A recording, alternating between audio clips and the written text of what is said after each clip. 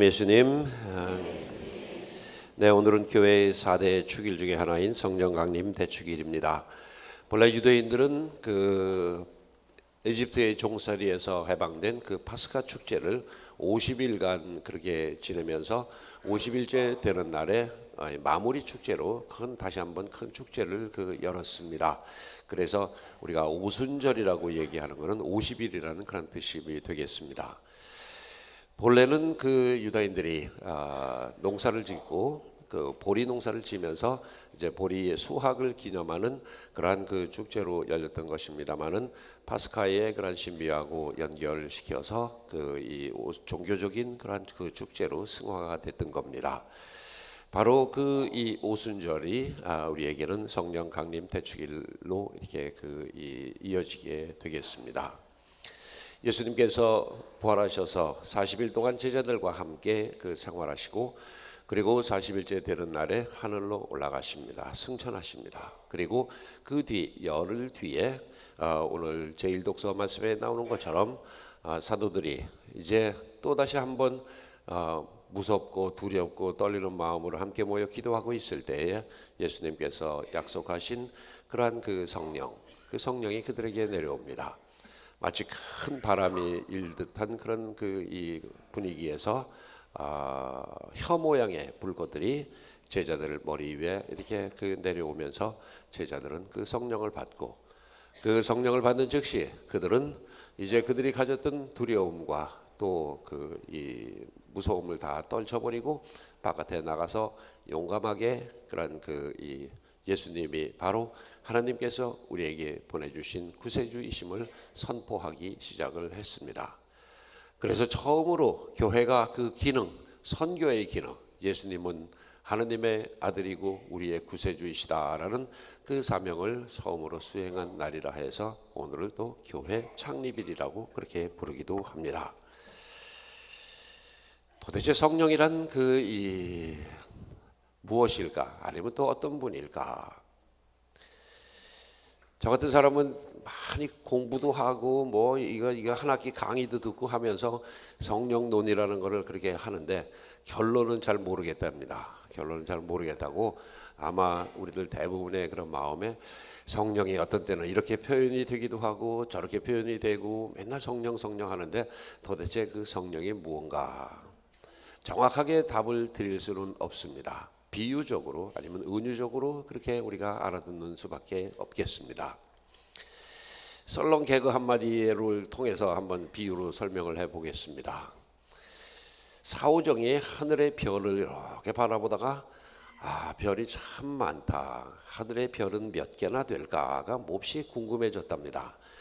그래가지고 묻고 어느 유명한 천문학자에게 찾아가서 박사님 도대체 하늘의 별은 몇 개나 됩니까? 하고 이제 묻기 시작합니다. 이 천문학자는 이 녀석이 와서 자꾸 이 쓸데없는 거 물어보고 황당한 거 물어보니까 이제 대답을 그냥 얼렁부영 이렇게 넘어가니까 그냥 계속 쫓아다니면서 박사님 하늘의 별은 도대체 몇 개입니까? 했더니 이 짜증이 난 천문학자가 그만두게 이 사람아 그랬답니다. 그랬더니 사오정은 즉시 알아듣고 하늘의 별은 9만 2개로구나 그렇게 알아들었다고 그러는데 우리가 성령에 대해서 알아듣는 것도 아마 그렇게 비슷할런지도 모릅니다. 근데 좀 정리를 하면 이렇게 정리를 할 수는 있겠습니다. 나라의 이 천주교는 좀 복잡합니다. 교리상에 이게 참 많이 복잡한데 그냥 하느님 한 분 계시고 그분이 알아서 다 하시면 참 좋은데 거기에 성부가 있고 성령이 있고 또 성자가 있고 또 각각 기능은 달리하고 또 삼위일체 하느님이라고 이런 것들이 도대체 그냥 평범하게 신앙생활하는 우리들에게 무슨 큰 의미가 있을까? 그런 생각하시는 분들도 아마 많이 있을 겁니다. 근데 이렇게 생각하시면 좋을 듯합니다. 나라에 입법부, 사법부, 행정부가 있듯이 하느님께서도 기능을 좀 달리하는 그런 저기들 세 부분이 그렇게 계시다라고 그렇게 생각하시면 좀 편할 것 같습니다. 교회라는 게 사람을 다루는 어떤 그런 공동체이고 또 여러 사람이 모여서 다양한 사람들이 다양한 그러한 그 이 마음으로 모여드는데 그걸 이게 그 이 다 채우다가 보면 이론상의 신학도 이제 정립이 되고 또 그 실천상에 또 여러 가지 좀 특이하고 좀 강조되는 그런 부분들이 있습니다. 오늘은 특별히 성령에 대해서 우리가 그 얘기를 하는 그런 날이기도 한데 우리 신앙의 최종적인 근거, 우리가 이러니까 이것을 믿는다라고 하는 그 마지막 그 궁극적인 답은 예수님에게 있습니다. 하느님 아버지 보이지 않고 성령도 보이지 않습니다. 그러나 예수님은 2000년 전에 우리와 똑같은 모습으로 세상에 오셔서 하느님이 어떤 분임을 가르쳐 주셨고 성령이 와서 어떤 역할을 할 것이라는 것을 당신이 분명하게 그렇게 말씀을 해 주셨습니다. 그리고 그분은 하느님의 뜻을 실천하고자 그 이 세상에서 자신의 그 목숨을 바쳤고 하느님은 그 뜻을 갸륵하게 여기셔서 그를 부활시키셨습니다. 바로 부활하신 예수님이 우리 신앙의 마지막 근거이고 우리가 어떤 논리적으로 그 이야기를 전개하는 데에 그런 출발선상이 되는 겁니다.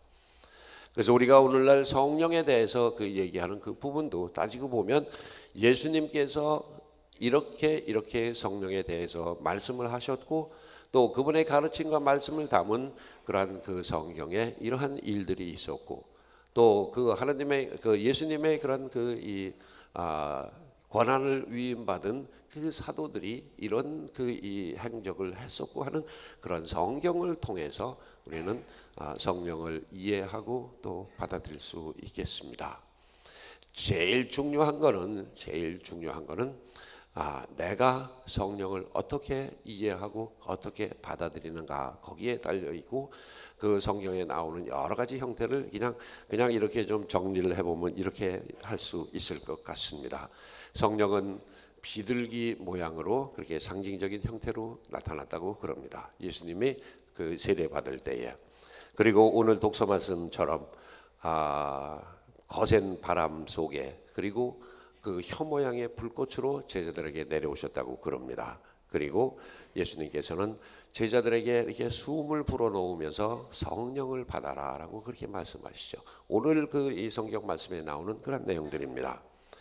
그리고 예수님은 이제 성령께서 오시면 어떻게 될 거다라는 어떤 그런 가르침을 여러 차례 주셨죠. 내가 곧 협력자, 협조자 그리고 위로자인 바라클리토를 보내주겠다. 그리고 성령이 오시면 너희들의 그 이 머리를 잘 깨우쳐서 너희들이 하느님에 대해서 보다 잘 알고 잘 살 수 있도록 도와주실 것이다라고 여러 차례 그렇게 강조를 하시죠. 개인적으로 그 이 성령 체험을 하신 분들은 또 그렇게 얘기를 합니다. 기도하는 중에 어느 순간 갑자기 가슴이 막 불처럼 뜨거워지고 뭔가 그냥 내 마음속에서 뭔가 쑥 빠져나가는 것 같은 어떤 그런 느낌이 들면서 갑자기 영혼도 정신도 맑아지고 영혼이 깨끗해지는 걸 내가 느꼈다라는 그런 분들도 또 여러 있습니다. 이런저런 거를 종합을 해서 이렇게 보면 성령은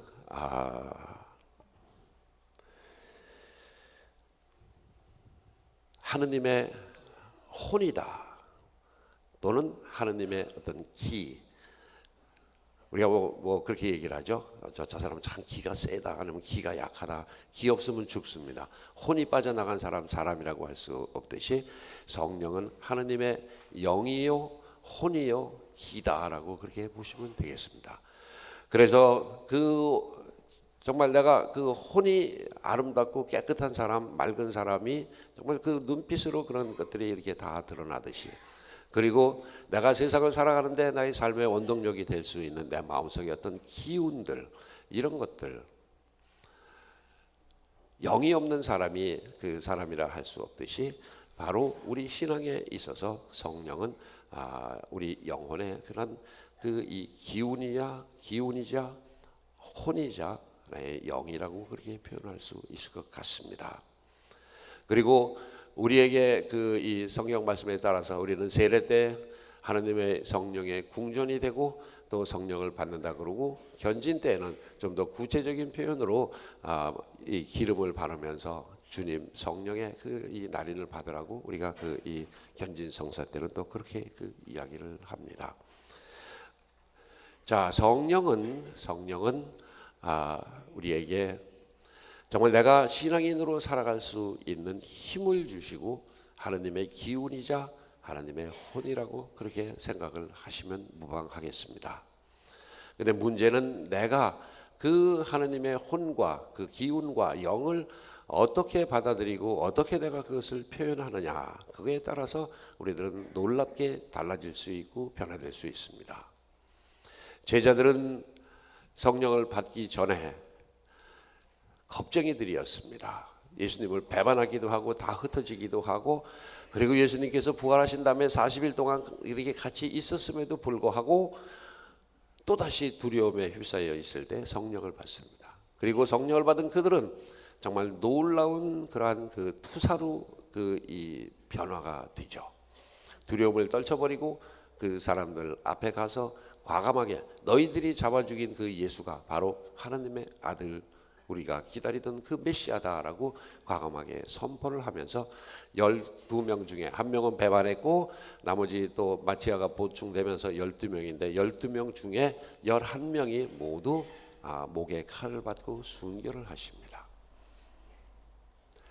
우리들 지금 그 이 5월 달에 그 이 성지 순례들 많이들 갑니다. 가서 그 설명을 듣고 참 대단하신 분이다. 어떻게 하나밖에 없는 그 목숨을 저렇게 그 보이지 않는 하나님을 위해서 그렇게 초계같이 버리면서 기쁘게 노래 부르면서 그 형장으로 가서 이 목숨을 바쳤는데 정말 대단한 분들이다.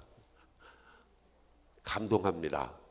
그런데 나는 할 수 있을까? 그런 질문들 한 번씩들 아마 속으로 다 하셨을 겁니다. 할 수 있을 것 같아요?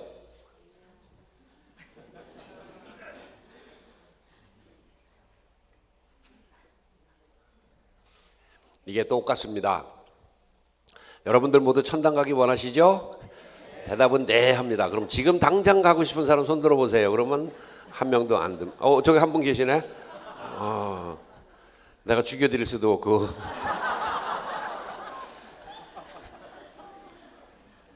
바로 그런 거죠. 저분들은 대단한데 나는 라고 이게 의문부호를 짓고 저 자신도 자신 없어요. 근데 희망은 있을 겁니다. 희망은 있어요.